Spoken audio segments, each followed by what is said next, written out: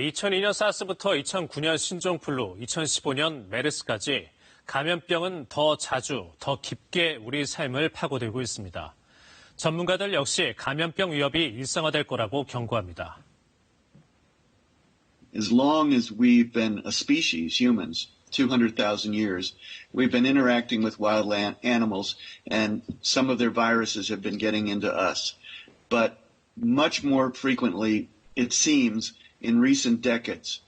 얼마든지 더 많이 올 수 있다, 더 자주 올 수 있다. 왜냐하면 이런 이 신종 감염병을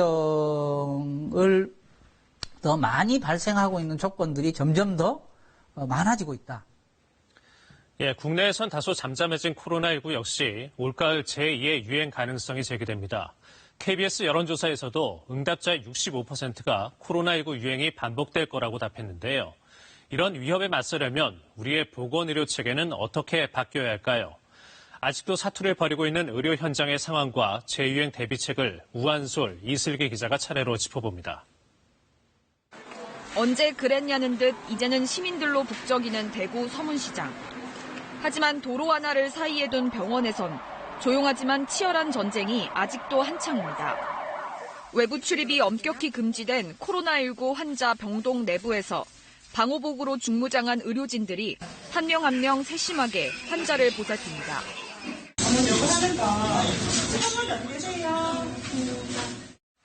한때 400여 명까지 늘어났던 이 병원의 코로나 입원 환자는 최근 100명까지 줄었습니다. 환자는 많이 줄어가지고 확실히 일은 수월한데 날씨가 너무 더워져가지고 이제 가만히 있어도 땀이 줄줄 나거든요.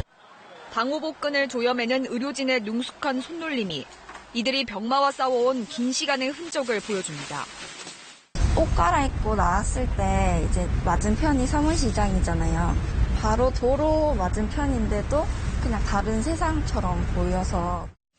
하지만 누적되는 의료진의 피로도와 갈수록 더워지는 날씨는 또 다른 복병입니다. 검사 시설 등 상당수가 환기가 쉬운 야외에 설치돼 더위에 더 취약할 수밖에 없습니다. 날씨가 더워지면서 이제 더 힘든 점이 많은 것 같아요. 땀이 진짜 많이 나요. 국내에서 치료 중인 코로나19 환자는 지난 3월 12일 7,470명으로 정점을 찍은 뒤 지난 14일 처음 1,000명 아래로 내려갔습니다.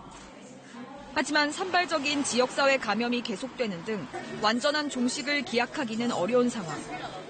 약을 먹으면 낫는다라든지 이런 확실한 게 전혀 없으니까 대답을 잘 못 해주니까 답답해서 좀 어려운 게 있는 것 같습니다. 백신과 치료제 개발이 더디게 진행되는 상황에서 의료진은 장기전을 각오하고 있습니다. KBS 뉴스 우한솔입니다. 방금 보신 대구 동산병원의 경우 동시에 400명 넘는 환자를 수용할 수 있는 국내 최대 수준의 코로나19 병상을 갖췄습니다. 제대로 된 음압시설도 없었던 지역 민간병원에서 어떻게 이런 규모의 병상 확보가 가능했을까요? 동산병원은 새 건물로 이전하는 중이어서 기존 병원 건물엔 빈 병상이 많았습니다. 이 덕에 기존 병원을 완전히 폐쇄하는 코호트 조치를 내려 일반 진료를 아예 포기하고 병원 전체를 코로나 환자로만 채웠던 겁니다. 이렇게 긴급하게 만들어진 코로나 전용 400여 병상은 지난 3월 환자가 폭증하며 병상 부족에 허덕이던 대구의 의료 붕괴를 막는 가뭄의 단비 역할을 했습니다. 하지만 언제까지 민간의 헌신에만 의존하는 이런 임시방편에 기댈 수만은 없습니다. 경영적인 면에서 사실 힘듭니다. 이런 부분들이 전적으로 정부에서 해준다는 보장이 있으면 아마 이런 부분들 갖다 민간병원에서도 스스럼 없이 뛰어들 겁니다. 제2의 코로나 유행에 대비하기 위해선 공공의료를 보강하는 동시에 민간의료와의 매끄러운 협업 시스템을 갖춰야 한다는 목소리가 높은데요. 우리의 보건의료 체계, 어디를 어떻게 확충해야 할지 취재했습니다. 최근까지 알려진 한국의 코로나 치명률은 2.3% 안팎. 확진자 1,000명 가운데 23명이 숨졌다는 뜻인데 다른 나라와 비교하면 낮은 수준입니다. 하지만 KBS가 입수한 보건의료 혁신 방안 보고서에 나타난 현실은 사뭇 다릅니다.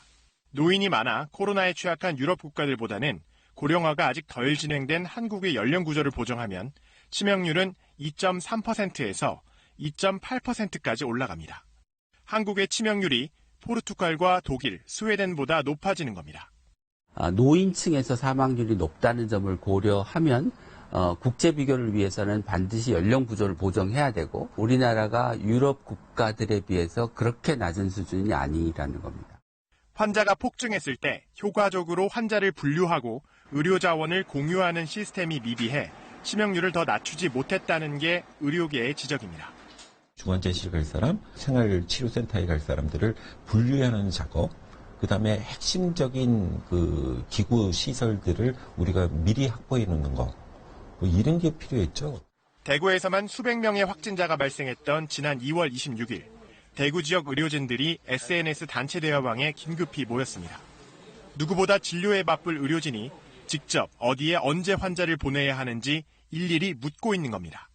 입원 대기를 하다가 돌아가셨던 분들도 있으셨고요. 받아주고 싶어도 음압병상이 모자라니까 이미 그쪽도 중환자실 포화 상태고 그런 것들이 좀 많이 힘들었던 것 같아요. 만여 개에 이르는 전국의 중환자 병상 가운데 실제로 코로나 치료가 가능한 병상이 어디에 얼마나 되는지 현황조차 파악되지 않는 상황. 감염병 환자 가운데서도 특히 중환자를 집중 관리하는 컨트롤타워 정비가 시급합니다. 인공호흡기가 필요한 진짜 중환자를 볼 수 있는 병상이 몇 개가 있는지 파악을 해야 되는 겁니다. 그래서 이게 몇 개가 있고 이런 환자들이 올 때 어느 병원에 그 가용 병상이 있는지를 알아서 걸로 보내줄 수 있어야 되는 거죠. 감염병 확산 시 1차 방어선 역할을 하는 공공병원을 더 늘리는 것도 중요합니다. 전국 중의료권 70곳 가운데 300병상 이상 종합병원이 없는 지역은 16곳에 이릅니다. 지역 간 의료 인력 격차도 심각해 서울은 의사 1명당 주민 352명 꼴인 반면 경북은 의사 1명이 769명을 떠맡아야 하는 상황입니다. 30만 명 인구 규모의 그래도 제 기능을 할 수 있는 그런 공공병원이 한 300병상 정도의 공공병원이 하나씩은 있는 게 맞다. 코로나19의 거센 공격에 맞서 1차 방역에 성공한 대한민국. 2차 유행에 대비하려면 중환자의 생명을 살리는 진료 체계까지 보완해야 한다는 목소리가 높습니다. KBS 뉴스 이슬기입니다.